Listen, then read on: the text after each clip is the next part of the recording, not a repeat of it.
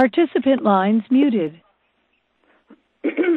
First of all, I'd like to welcome everyone to this webinar titled Mastering the Art of Coping in Good Time and Bad. My name is Jen McNeil, and I'm with the Canadian Breast Cancer Network.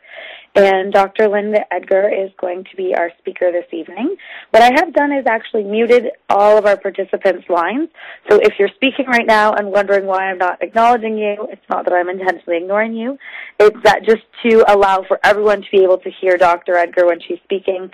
We don't want any background noise. So for the presentation, I'm going to keep everyone's lines muted, so you will be able to hear myself and Dr. Edgar speaking, but you will not be able to hear any background noise. And then when it comes time to the portion where there's actually questions and there's more interaction, I'll unmute the lines and we'll have a chance to actually discuss. You'll have a chance to ask Dr. Edgar some of your questions and then have a little bit more dialogue. So I'm just going to quickly explain how this presentation works, and then I will turn it over to Dr. Edgar. So you will see in the main part of your screen, you're going to actually be able to view the slides as Dr. Edgar is speaking, and she'll be changing the slides, and you can follow along with what she's saying.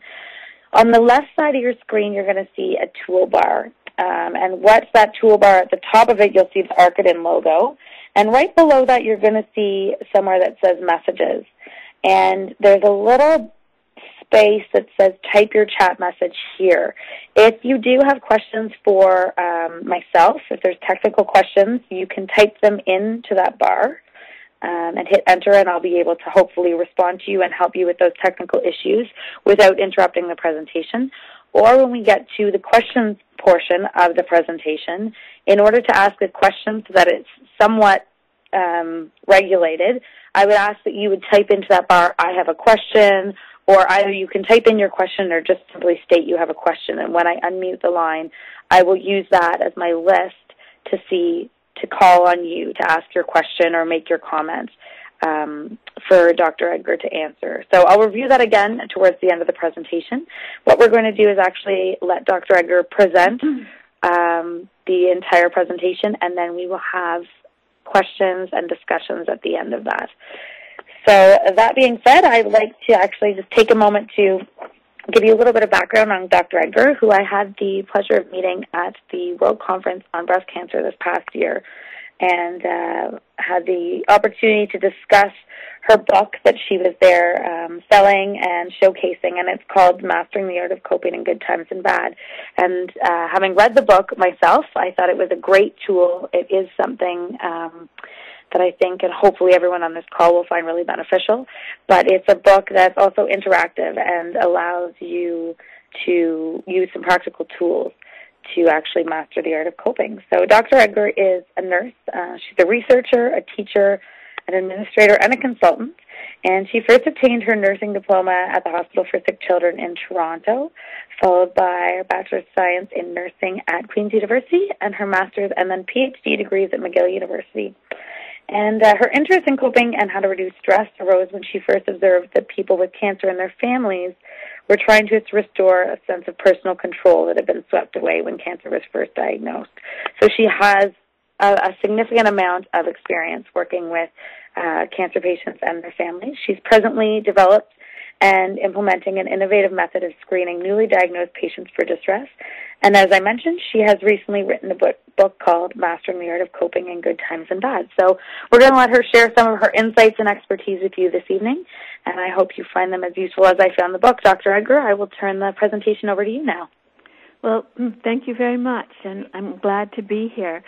I think we'll start. I'm going to go over coping and the skills that are very useful, and just take you through some of the most recent research and so on. So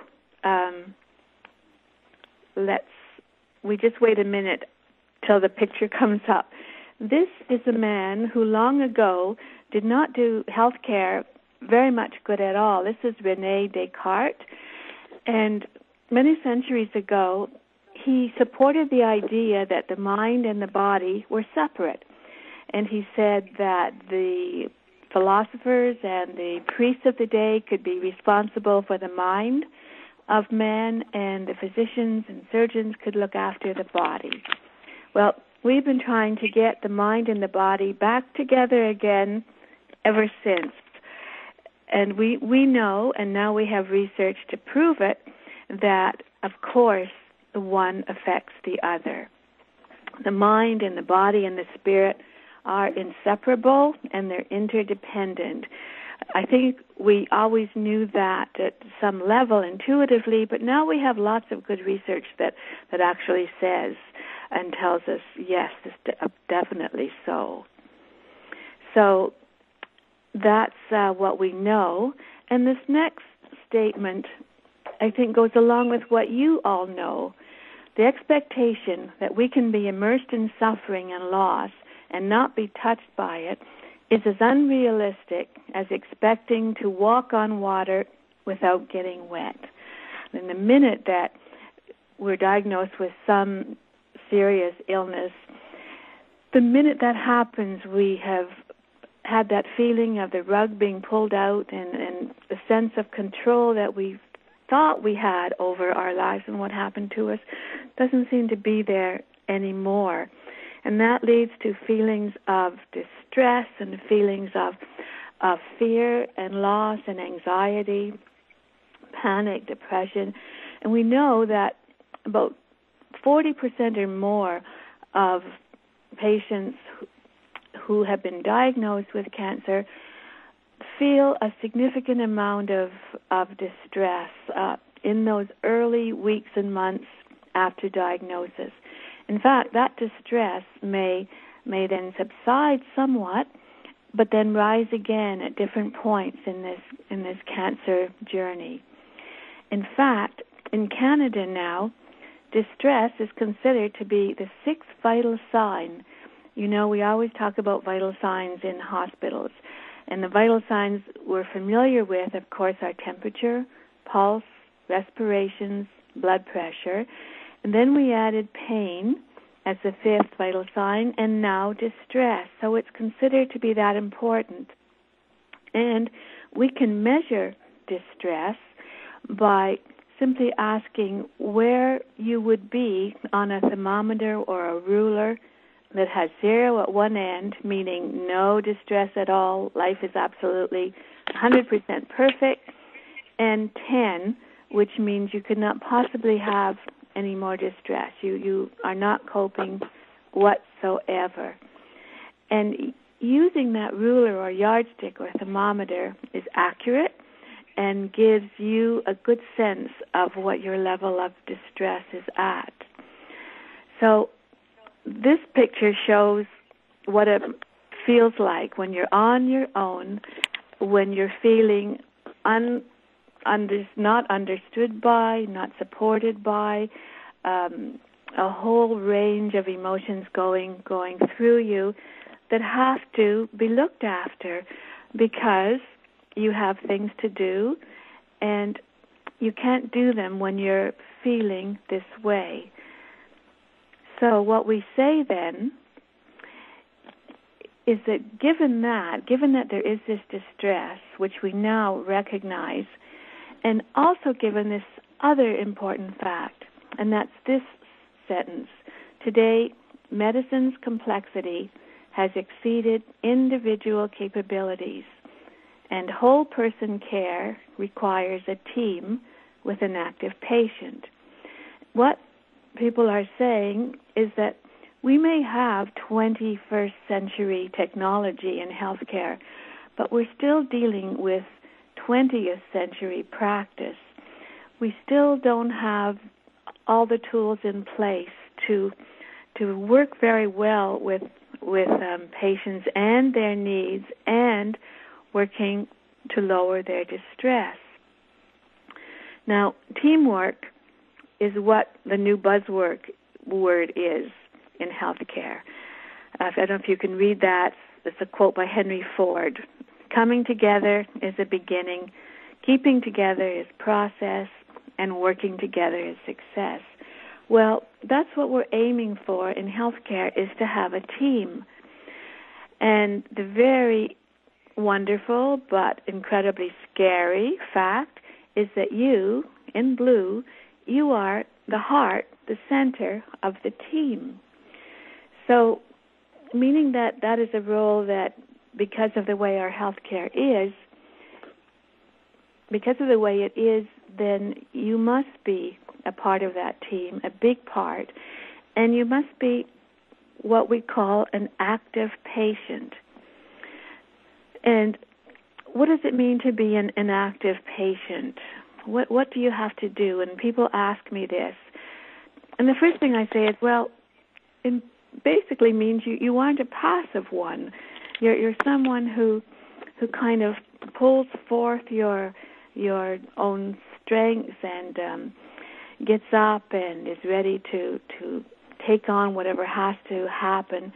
You're someone who asks questions and you get informed. You may get informed by using the internet or talking to colleagues or peers or lots of different ways. You also are someone who uses and who knows your own strengths, because none of us have got where we are without being pretty good at coping, surviving, and so forth. And this is important, to be able to name your strength, to be able to say, I can be this way, I can be that way. You're also someone who learns new ways of coping, and someone who says, this is what matters to me. This is the meaning that life has for me, or this is the meaning that I have now taken out of my situation. You are willing to make changes so your lifestyle is healthier, whether that's eating, drinking, exercising, and so forth. You feel that sense of personal control. You've got it back. And you certainly are supportive and developing relationships with others. You're not isolating yourself. And in the course of that, of course, you do help others. So that's a description of an active patient, which the healthcare system requires today. Now, what that means to be an active patient then is that you have resilience.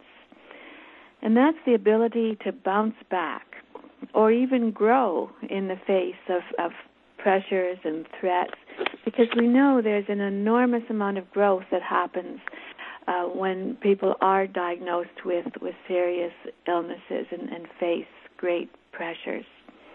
So it's the ability to adapt in the face of bad things happening.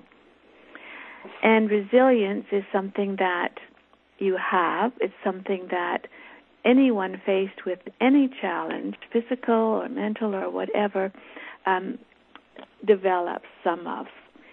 And we know that some people are naturally a little more resilient. And I thought you might be interested in this, that even children may show resilience more than other children do. And so researchers have looked at what is it that happens in childhood that can help us develop resilience.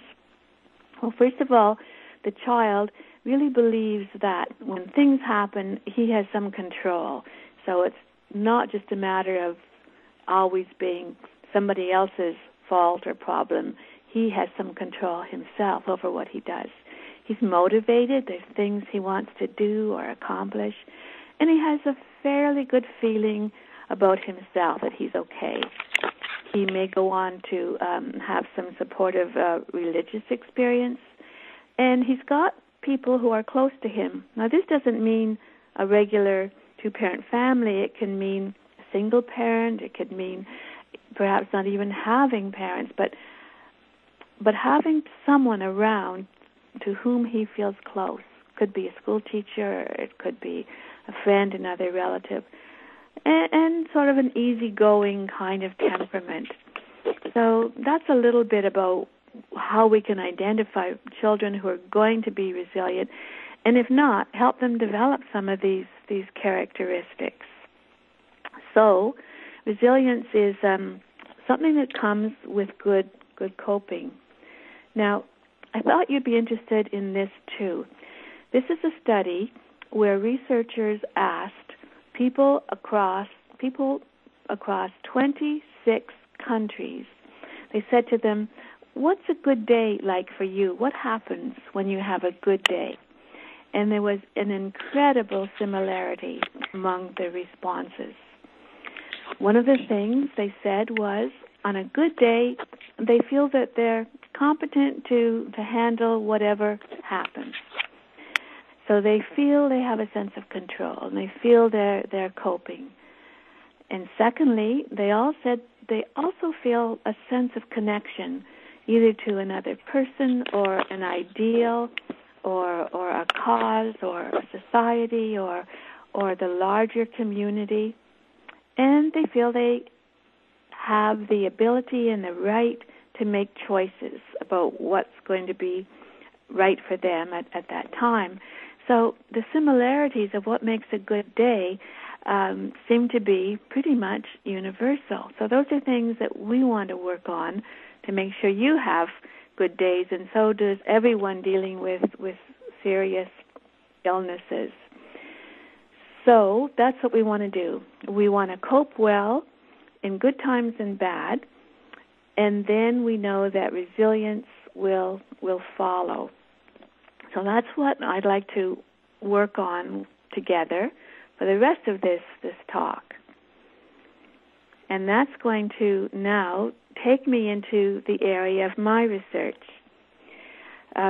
Many, many, many years ago, when I realized that no matter how people presented, whether they were angry or despairing or stoic or anxious or whatever the emotion, they were all trying to cope well with this diagnosis of cancer and all that it meant.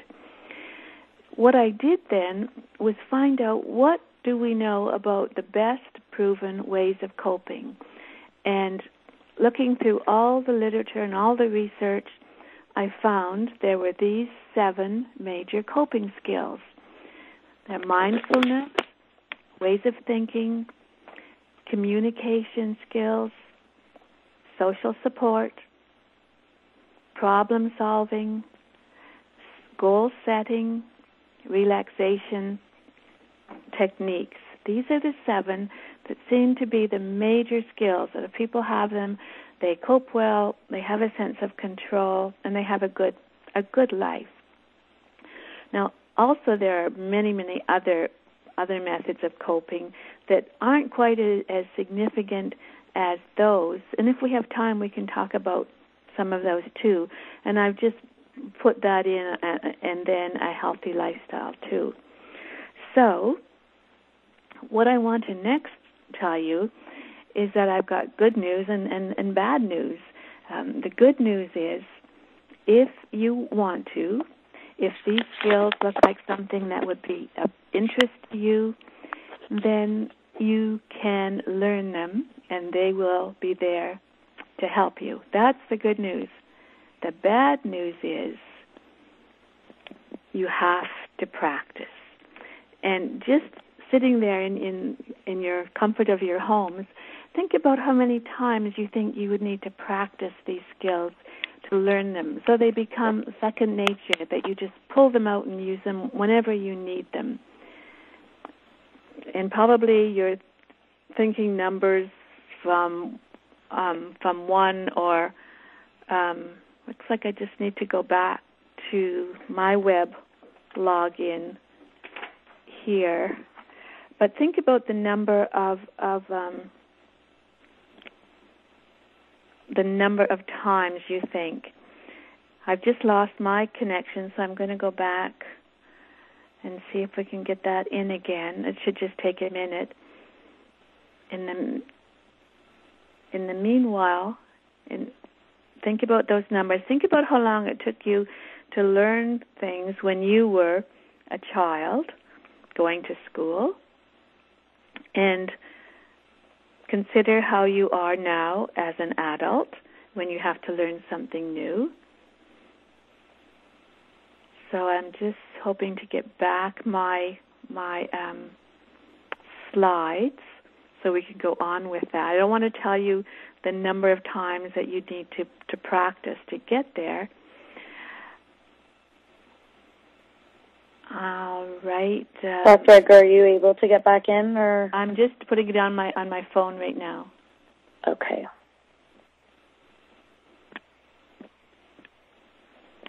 Okay, we're back in. Okay, good. So the number of times you have to practice is 30 to 60 times. And we know that from research, that if you practice those skills from 30 to 60 times, then you will have them. So often you hear something or read something in a magazine or at a talk and you say, well, that sounds good. I'll give that a try. That'll help my fatigue, anxiety, pain, stress, whatever. And you do try it once or twice and nothing changes and you say, well, that's not helpful. It's because you didn't practice. You observed. Now, the good news again is it doesn't take a lot of practice at all. The practice can last 5 minutes or a minute, certainly something that we all have time for. So you do have to be somewhat persistent. And this quote says, never give in, never, never, never, never, never. And that's by Winston Churchill. On the other hand, when you're practicing, there are going to be times when you just don't feel like it. And that's fine too, because you're choosing to not do it. And that's fine, and you'll make a decision to do it when the time for you is right again. So what I would like to do now is take you through 2 of the skills, show you how simple they are, and give you an example of how you would go about learning them for yourself. I thought I would start with skill number 1, which is called mindfulness or mindful meditation. And some of you may be aware of that. It's not new, but the research on it in the last 20 years or so has certainly been much more than we had known before. And we found that mindful meditation can create better health, lower stress, and make your quality of life, your life seem very good. And all mindfulness is being aware of the present moment, meaning you're not thinking about something that happened in the past, you're not thinking about something that's going to happen in the future, you are thinking about the moment. And also, while you're thinking about something in the present, you're not judging. You're not doing any sort of comparison, or you're simply being aware. You're focusing but not reacting. And as someone said, awareness in itself is healing. So mindfulness has incredible numbers of benefits. It promotes energy, healing, well-being, lots and lots of research. And if we were able, I would have each one of you take a raisin and put a raisin in the palm of your hand, and for maybe 30 seconds, I would have you examine that raisin, putting your mind on it. You can touch it with your finger, you can move it around and smell it and have a look at how it looks with its ridges and different colors. And if your mind wandered, I would simply say, just bring it back to the raisin. Just bring it back. Not any problem at all, but bring it back. Keep your mind on the raisin, enjoying being aware of it. And then I would ask you to eat the raisin and keep your mind on how that feels, how the raisin tastes and what it feels like in your mouth. And that is mindfulness. And then I would say to you, you have to practice this in order to develop it as a skill that belongs to you and will bring you enormous benefits.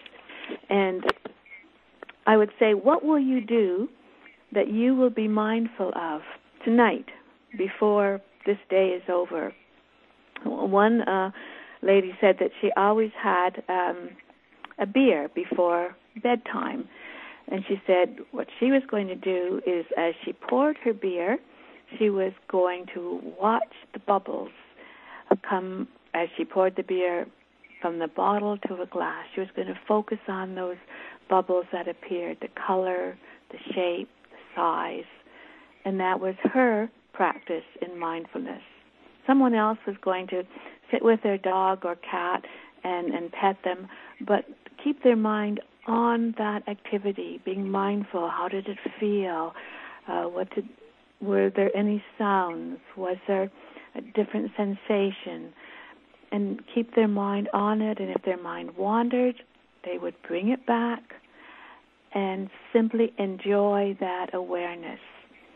So for everyone who's listening, I'd love for you all to think of something that you can do tonight that you can be mindful of. If you haven't done your dishes, you could perhaps enjoy the bubbles that you see in the dishwater.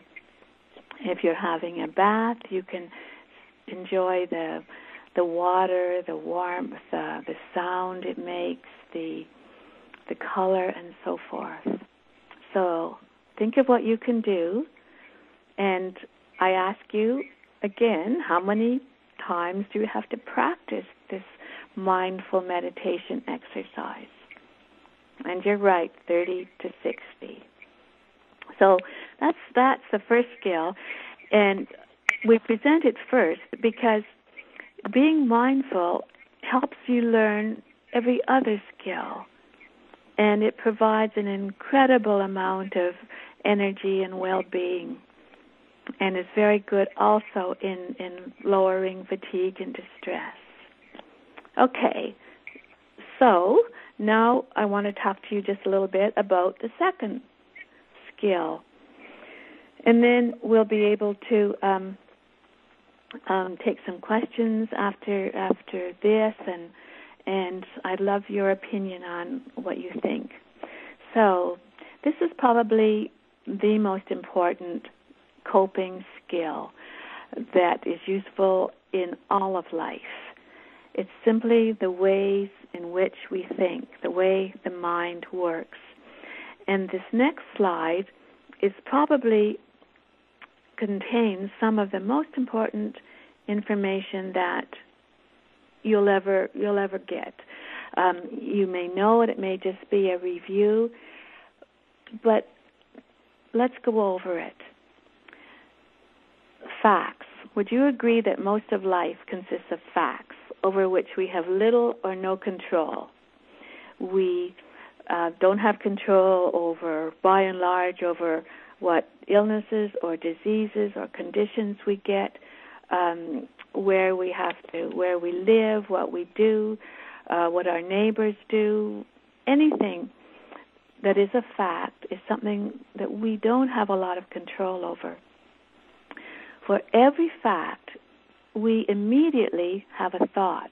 Now, this thought may go through our minds so quickly that we're not even aware we've had it. It just goes through in a nanosecond. It's just like a wisp of cloud. It's you many times don't know you had that thought. But from that thought comes a feeling. And these are the feelings that guide what we do. If we're feeling sad, lonely, scared, anxious, depressed, hopeful, optimistic, all of those feelings came from the thoughts within our minds. And look what's incredible. We have little or no control over the facts in our lives, most of the facts in our lives. We have total control over the thoughts. And as the thoughts change, so do the feelings change. And it is the feelings that drive what we do and how we are. A quick example is as a fact. Let's say someone you know walks down the street and passes you by. You're walking down the street. They pass you by and don't speak to you. That's a fact. You had little or no control over that fact. Immediately you'll have a thought. It could be, the poor lady, she's so immersed in her own problems, and you'd feel sympathetic towards her. If you thought, who does she think she is? You may feel angry. if you thought, well, what did I do? Why isn't she stopping to talk? You may feel very sad, very anxious. But look at what's interesting. The feeling didn't come from the fact. The feeling came from the thought. So the ways that we think are incredibly powerful. The ways we think, if we can think in ways that are more likely to lead to positive feelings, we find we can have many more positive than negative feelings. Our health improves. Our life satisfaction, quality of life improves. We have a sense of meaning in what we do and in our lives. We become resilient, and we have a better network around us, reaching out and receiving from the people around us. So the ways we think can determine, even as we know, how we handle the treatment for cancer and how we handle the side effects.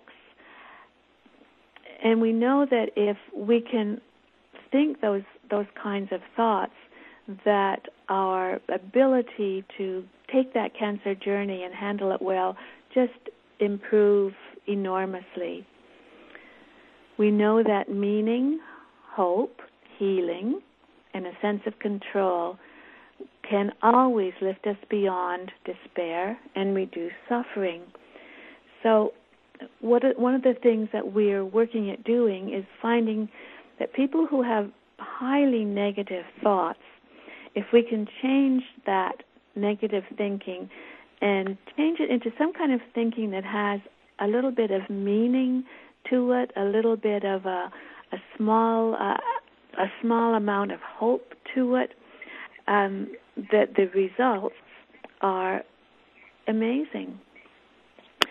And one of the things I wanted to just point out to you is a little bit about optimism, being optimistic. We now know that optimism is not only something that makes us feel better, it can also predict how satisfied we are with life, what kind of a coper we can be, our success in life, our health, how long we live, and it can predict that we will not be brought down with severe depression and anxiety. In fact, optimism is a better predictor of success in school and education than IQ is. And optimism is a predictor of people having better health, fewer strokes, fewer heart attacks, and so on. And the thing is, it's so amazing, we can cultivate it. So, here we are again, facts, thoughts, and feelings. So, and your homework would be tonight, and how many times do you have to practice? 30 to 60. Is that I will ask you to label what's in your mind. Just stop for a minute tonight and say, well, what am I thinking about? What's in my mind? Is it a fact? Is it a thought? Or is it a feeling? And then ask yourself, do you want to change it? Is it leading to good feelings, hopeful feelings? If not, what's that thought? And can you change it? And what we'll talk about, I hope, later is that you can change it. It doesn't have to be changed to something incredibly positive. It just has to be a little less negative than it presently is. And that's something that is possible to do. Well, you know, we all have our own ways of thinking, and I've called it our old ways of thinking. And we found that the way we think is pretty much an outcome of something that is close to us, our values, our beliefs, the things we grew up with, the ways of thinking we learn from our parents, religious leaders, neighbors, whoever. And beliefs are generalizations that we hold, and we hold them fairly firmly about life and about how we are too. And some beliefs are great, and the problem is many more of them aren't. And what researchers have been able to do is put them, I'm just going to see if I can go back one. And what we have been able to do is put them into patterns. And these are what we call faulty, distorted, illogical, irrational ways of thinking. And I don't know if any of you have any of these, but most people have some of them. For example, all or nothing. You do one thing wrong, and immediately you think everything's wrong. You know, your cake fails, doesn't rise in the oven. You say, oh, I can't cook, I'm not good at this, and then you end up thinking I'm a failure, it's just all or nothing. Or you overgeneralize. One thing happens, and you then generalize to everything in a certain category. So let's say one doctor rushes you out of his office or is rude, and right away you're going to think, oh, all doctors are like that. All they care about is the number of patients, etc. Or we do that in looking at society and government and all kinds of things. We use emotional thinking. That's when we say that we are anxious or we're scared or we're timid or we're something. So therefore we can't really do anything. Using the word should a lot. You know, when you do use the word should about yourself, I should be able to be stronger or braver or whatever, we make ourselves feel guilty and not quite good enough. When we use the word should in terms of other people, they should be like that. He should know what I want. She should know what I'm thinking, etc. Then we make the other person feel badly or resentful or so forth. I don't want to continue on so we have some more time, but we say that if you use the word should a lot, that you have a shouldy outlook on life. So every time you find you are aware you use the word should, just put in another word instead, and you'll notice a difference. Okay, a couple of other more distorted, illogical thought patterns. We personalize. Everything is really our fault somehow. Especially women are good at that, taking responsibility for far more things than we ought to. Our power is not that great that we can control everybody else's behavior.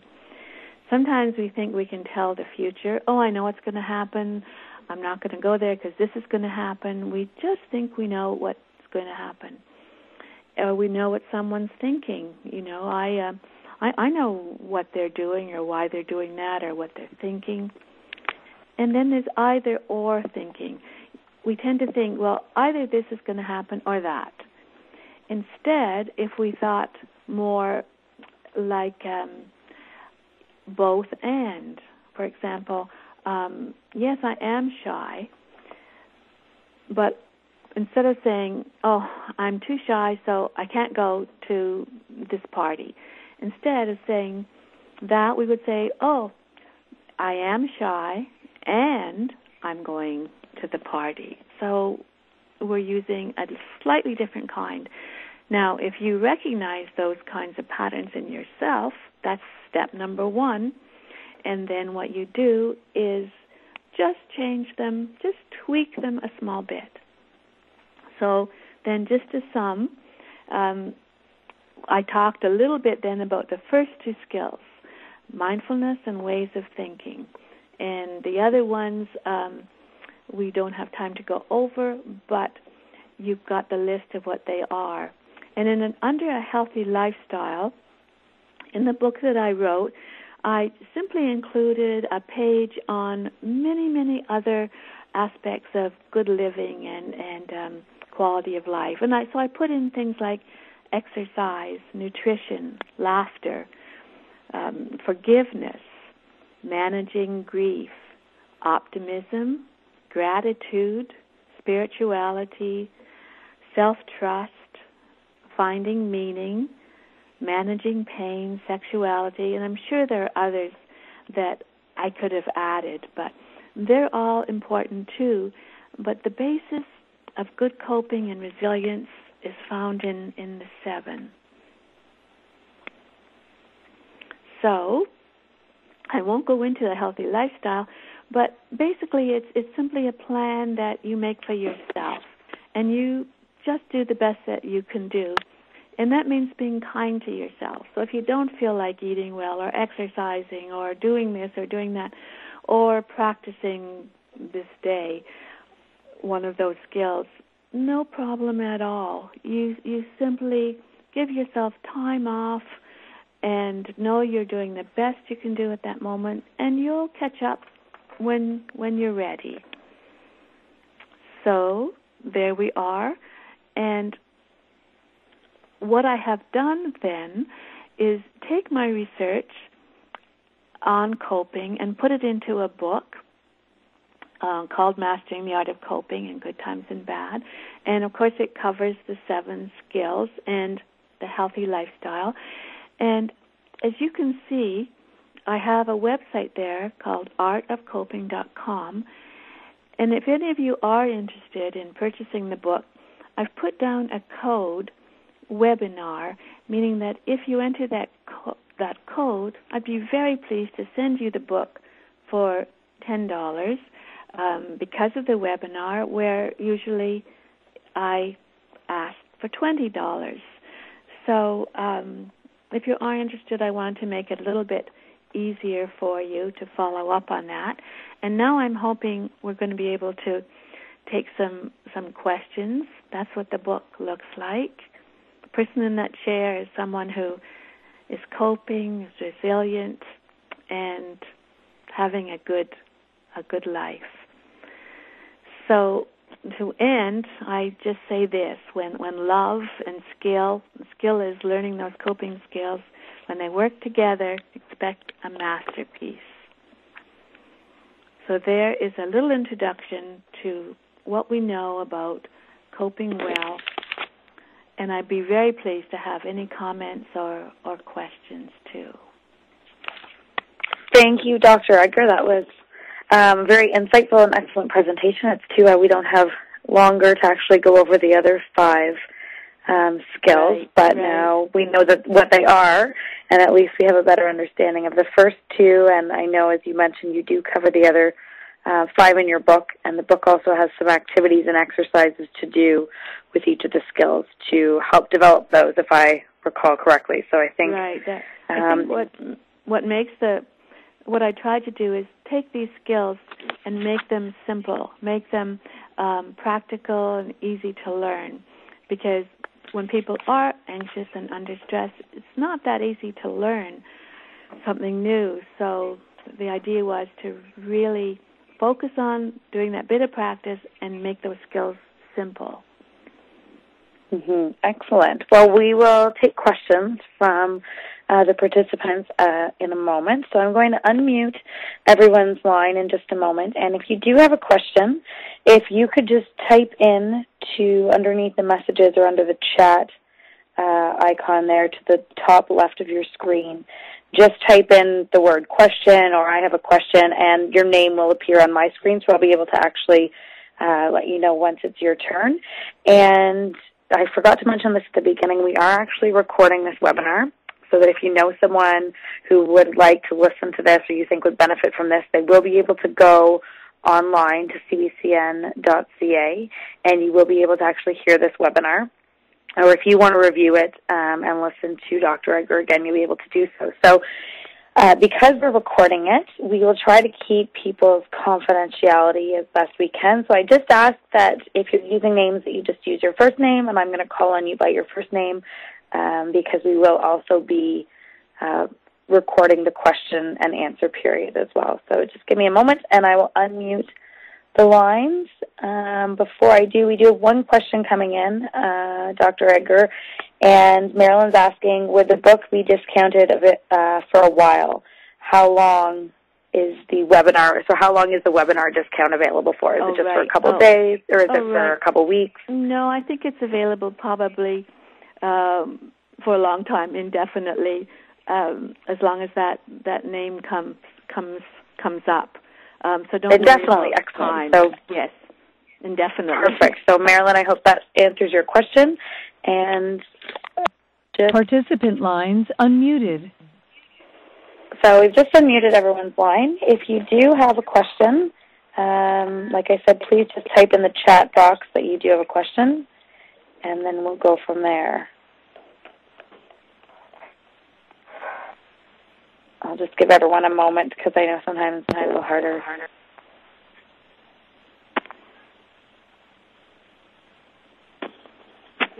Or maybe my internet's not working. Is there anyone on the line that can hear me now who would like to ask a question for Dr. Edgar about either the steps that she talked about or the other 5 that she didn't mention or didn't have time to go into detail about?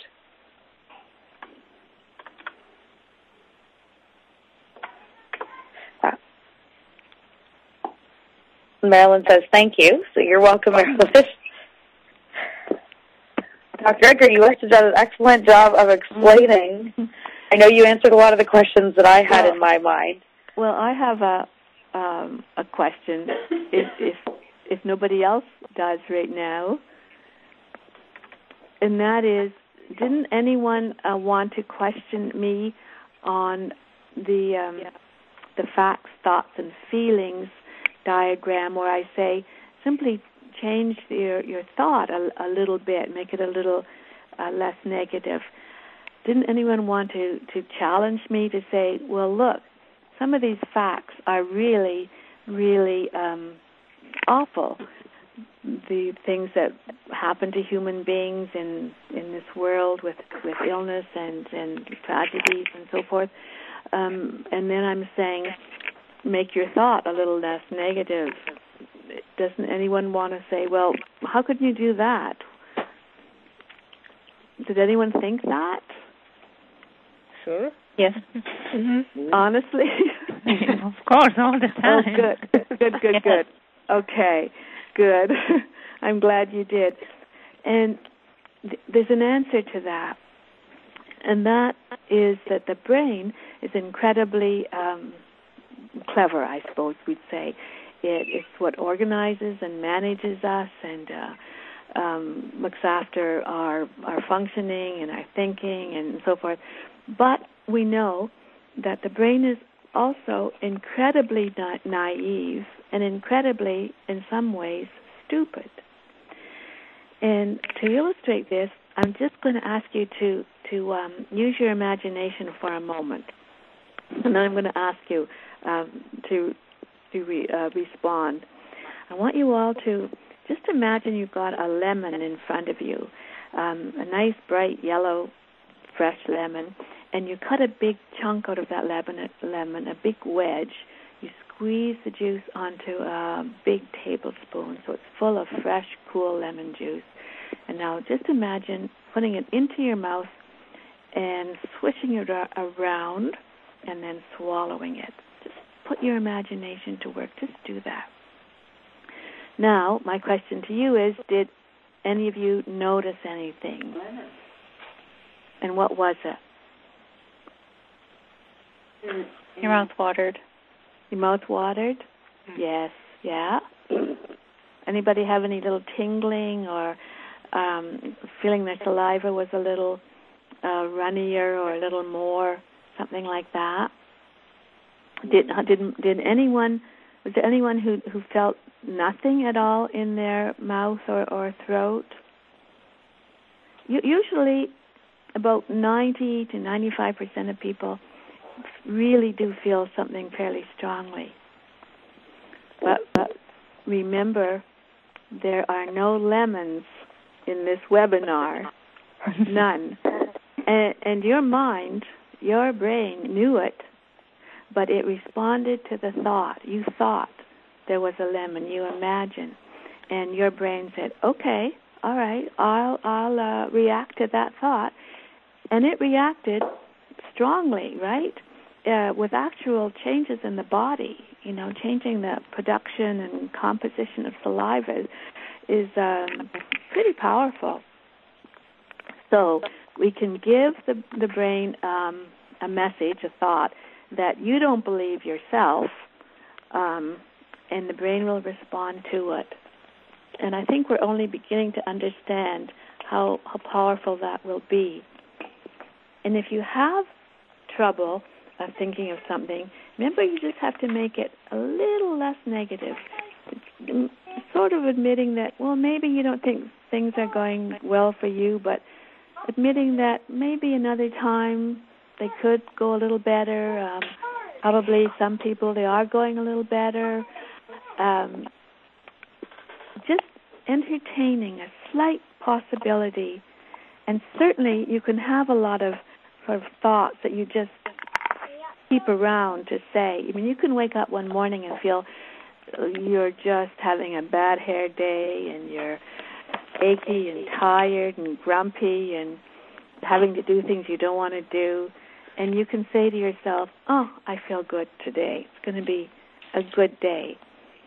And your brain will react to that thought. So you can find some nice thoughts, affirmations perhaps, that you can just stick in and give your brain.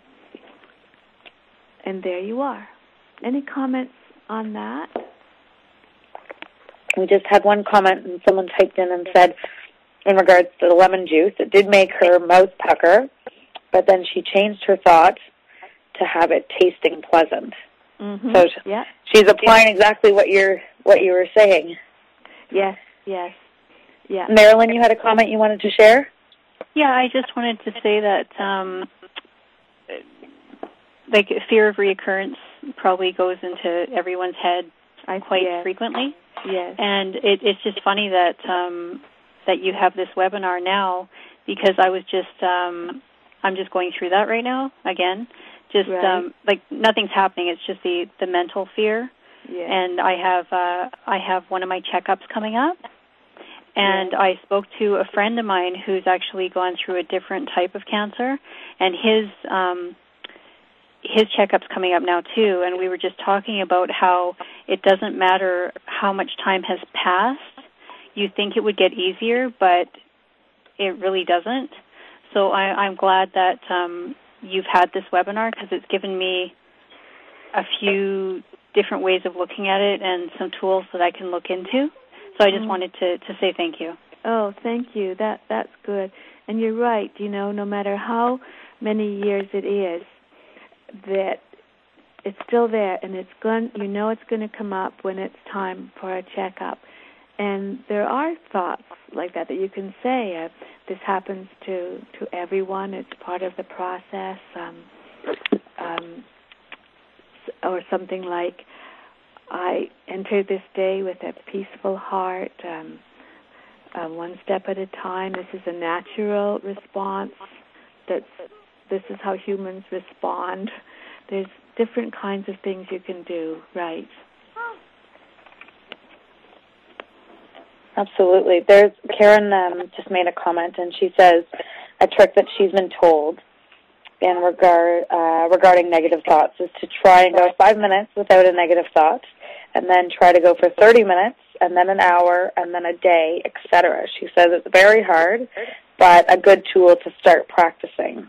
Wow, that is a good way to do it. I think that's a tough way to do it, because the brain is so uncontrollable that it'll just run off, and you'll have to bring it back and put that less negative thought into it. And it's like training a toddler not to touch something or not to go somewhere. The brain really needs that, you bringing it back and putting in that less negative thought. Even if you started by going 5 seconds without a negative thought is good. And then just change that thought a little. Remember the lemon. Always remember that lemon. I have a question. You were talking about, so there's 7 different ways of coping. And you touched on mindfulness, and you touched on ways of thinking, and we've spoken a lot about, trying to change your negative thoughts, even just a little bit. Is that the first step? As I was looking at your list, I thought, okay, that's a great list, and that's a really long list. If I were looking to make one small step to try and help myself cope better. It's a little overwhelming to try and do 7 things. Mm-hmm. Is there one step or one first little step that someone could take that would make the biggest difference? Is it trying to think more positive? What's that one step, do you think, that if someone just has enough energy to do one thing at that time, what should they put their energy towards? If they can just do one thing, and that's the beauty of these skills, because you can just do them for the mindfulness and ways of thinking, just 30 seconds whenever you think about it. I would start with number 1 with mindfulness. Just once, sometime during the day, when you're feeling a little bit less stressed than maybe other times, simply think of something, or try that raisin exercise, or look at something, a tree, or something that you like, and just keep your mind on it. Just enjoy being aware of the moment. That's surprisingly strong and powerful. And then, because that takes so little time, and you can do it and then go back to whatever you are doing, then I think at the same time you can just start now and then saying, well, what's in my mind? Is it a fact? Is it a thought? Is it a feeling? If it's a thought, is it helping me or is it not? Is it making me feel good or not? And just knowing what that thought is can allow you to just change it a little bit, just a little bit. And I think those things are very, very small. They take almost no time, and they are very, very powerful. So I would definitely start just with those. Becoming aware of the way I think. Oh, I always seem to think like this. I always think this way or that way or whatever. Just be aware. That's a first step in changing behavior too, being aware. So I guess I'm saying I do those two quick little things. Well, those are 2 helpful ones, I think, that would help us get started at least. Mhm. Yeah. Alex has a comment, and Alex says a friend once suggested picking a positive song, and if you wake up with negative thoughts and feelings, you can just put the song in your head and try to focus on that positive song until you're past the negative feelings. That's a nice thought too. I think that's good if you've got a nice positive song and you can just sing it or think about it for a bit. I think that's great. I think that's a good thing to do. Or sometimes Thank you for your suggestion, Alex. Yes, that's great. Or it may be something else, or you think about some person who you love, or a pet, or a wonderful memory that you have of something that happened to you. To simply let yourself think about that and enjoy remembering, because that's helpful too. Perfect. I'm just going to change the slide to your website again, if that's okay. Okay. So if anyone is looking to get a copy of the book, and they can also contact you through your website, Dr. Edgar? Right. If someone had any additional questions or whatnot, they could contact you through artofcoping.com. That's right. Or they could email me directly also. And your email address for those listening is? Right. I guess I didn't put that down. It's Linda, Linda, at cherrylane.net. And that's CHERRYLANE.net. Perfect. Excellent. Well, that brings us to the top of our hour. So I know we probably have a lot of busy women on the line with us, so we'll let everyone get back to their lives and hopefully practice some of the techniques that you've taught us tonight. I know it's a good refresher for me, and I'll definitely be trying to practice some of those. Thank you so much for your time, Dr. Edgar. I know the 2 techniques that you spoke about were definitely, it was great to get more insight. And there is as you mentioned, and as I've mentioned, the other techniques are actually in your book as well. So $10 for the book, I think, is a great deal. And for those of you who joined us, thank you so much for participating in this webinar and for taking time out of your busy schedule, and hopefully you benefited from this. We're getting a lot of notes that are coming in, Dr. Egger, that are saying thank you for your thoughts. So thank you for your time. And on that note, we'll close the webinar. Everyone have a wonderful evening. Thank you. And good luck mastering the art of coping. Thank you. Thank you. Thanks. Good night. Good night.